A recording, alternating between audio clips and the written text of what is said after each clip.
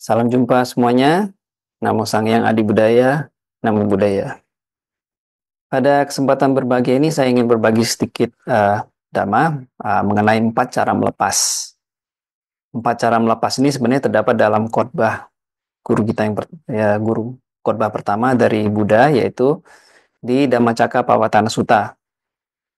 Dalam khotbah ini, tepatnya di bagian kebenaran mulia ketiga, Buddha membabarkan tentang 4 cara melepas. Yaitu yang pertama itu adalah caga atau pelepasan. Yang kedua itu adalah patinisago atau penyerahan. Lalu yang ketiga itu adalah muti atau ketidaktertarikan, ketak-tertarikan. Lalu yang keempat itu adalah analayo atau ketidaklekatan atau ketaklekatan. Dapat satu persatu. Caga atau artinya itu pelepasan, yaitu melepas beban, melepas kekhawatiran dan pengharapan. Jadi kalau kita analogikan dalam hidup zaman kita sekarang ini, kalau kita lagi traveling misalnya, lagi berpergian, ya kalau kita bawa koper ya jangan berat-berat gitu. Yang ringan-ringan aja, jangan banyak-banyak. Bayangkan kalau kita berpergian lalu kita membawa koper yang banyak sekali, ya tentu akan mempersulit perjalanan kita. Nah, demikian pula dalam hidup kita sehari-hari, apabila kita memiliki terlalu banyak beban batin, banyak beban pikiran, beban perasaan, itu akan menjadi beban bagi kita. Nah, kadang-kadang bisa timbul dalam bentuk penyakit psikosomatis, bisa timbul menjelma menjadi penyakit dalam badan fisik kita malah. Umat awam seperti kita tentunya tidak akan bisa lepas sepenuhnya dari beban hidup atau dari beban pikiran. Namun arahnya itu adalah menurut guru kita itu jangan terlalu banyak, kalau bisa dilepas.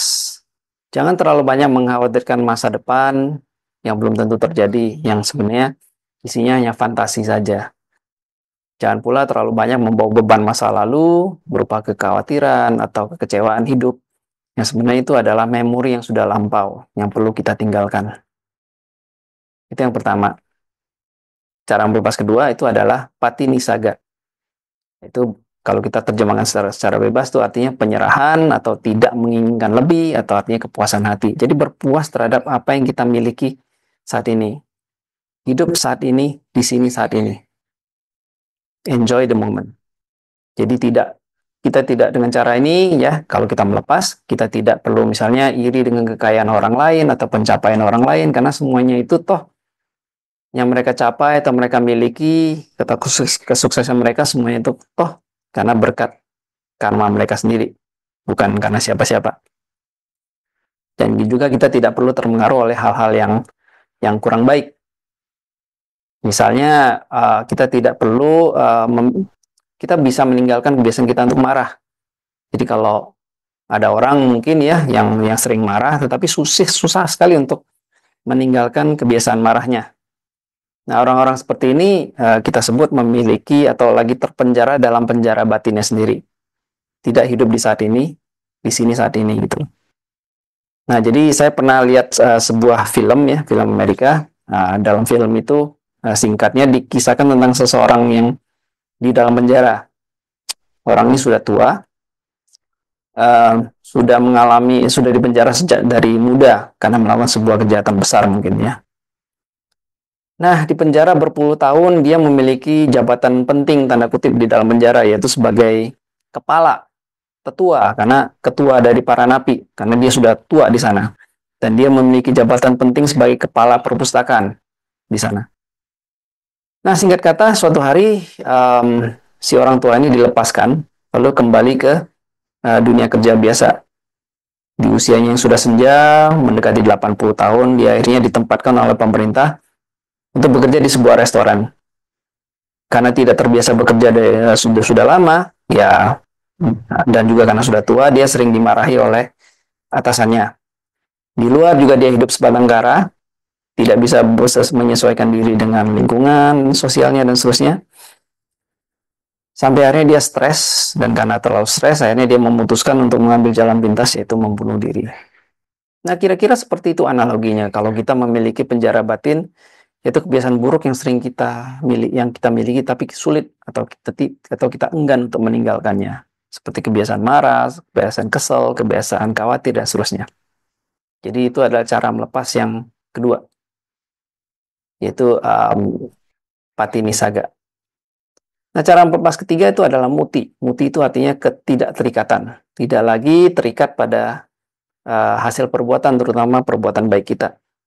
Tidak mengharapkan balas imbal balik atas perbuatan baik kita. Jadi misalkan kalau kita memberi, ya memberi tanpa pamrih. Jangan sampai kita memberi lalu mengharapkan sesuatu pamrih, sekalipun itu dalam bentuk ucapan terima kasih.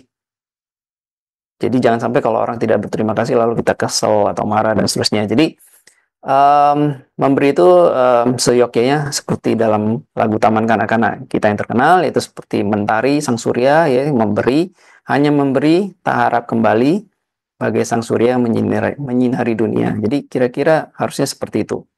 Jadi itu kalau kasus memberi. Nah, itu adalah cara untuk melepas ketiga, itu muti, ketidakterikatan. Cara melepas keempat, menurut Buddha itu adalah analayo atau analaya, ketidakterikatan, ketidaklekatan. Batin tidak lagi lekat pada perasaan susah dan senang, terutama emosi negatif dan perasaan negatif. Di hidup sehari-hari kita tentu diombang-ambingkan oleh 8 hal dunia atau lokadama, ya, dalam Anguttara Nikaya 8.5 disebutkan bahwa sehari-hari kita diombang-ambingkan oleh 8 kejadian atau angin duniawi, yaitu untung rugi, tenar dan tak dikenal, puji dan celah, lalu suka dan duka. Bukan hanya ini bukan hanya dialami oleh manusia, tetapi oleh semua makhluk hidup, termasuk hewan sekalipun. Jadi saya pernah menonton sebuah cuplikan eksperimen psikologi di YouTube. Jadi di eksperimen itu ada 2 ekor monyet di 2 kandang A dan B, kiri dan kanan. Nah, si kedua monyet itu dikasih tugas untuk melakukan tugas yang sederhana, yaitu mengambil batu, memberikannya kepada si orang yang melakukan eksperimen itu. Jika batu diberikan, mereka akan dikasih imbalan berupa makanan. Nah, di percobaan pertama, keduanya ngambil batu, dua-duanya dikasih potongan timun yang kecil. Dua-duanya makan. Lalu dilakukan lagi kedua kalinya, ketika batu itu diberikan kepada orang, si pengamat ini memberikan anggur kepada monyet yang di kanan, tetapi memberikan timun kepada monyet yang di kiri. Apa yang terjadi? Monyet yang di kandang kiri langsung marah-marah, langsung membuang timunnya, lalu menggebuk-gebuk, menggedor-gedor pagar kandangnya untuk meminta ganti, meminta keadilan. Jadi ini pun terjadi di dunia hewan. Saya rasa juga pasti akan terjadi di dunia-dunia lain selama makhluk hidup itu belum terserahkan. Jadi alangkah sulitnya kalau kita sebagai makhluk hidup harus hidup dengan batin yang lengket seperti itu, dengan batin yang seperti velcro. Jadi harusnya batin kita tuh seperti Teflon, jangan seperti velcro. Kalau velcro tuh apapun yang lewat ke batin kita tuh akan lengket. Jadi velcro itu sebuah bahan lengket yang biasanya dipakai di sepatu gitu ya. Jadi seyogyanya batin kita itu seperti Teflon, jangan seperti velcro. Oke, pada akhirnya ajaran Buddha kalau kita bisa ringkas, mungkin itu bisa kita ringkas menjadi 1 kalimat singkat mungkin. Dan kalimat ini terdapat dalam Pacalayamana Sutta di Anguttara Nikaya 7.61. Di situ disebutkan bahwa segala sesuatu tidak layak dilekati. Apapun itu. Jadi saya ulangi lagi. Segala sesuatu tidak layak dilekati. Sabe dhamma nalang abhinivesaya.